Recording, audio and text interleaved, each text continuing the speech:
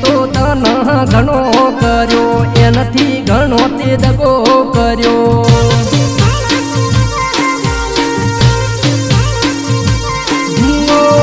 ખેતરનું બોનું કરી ફોન તન કરતા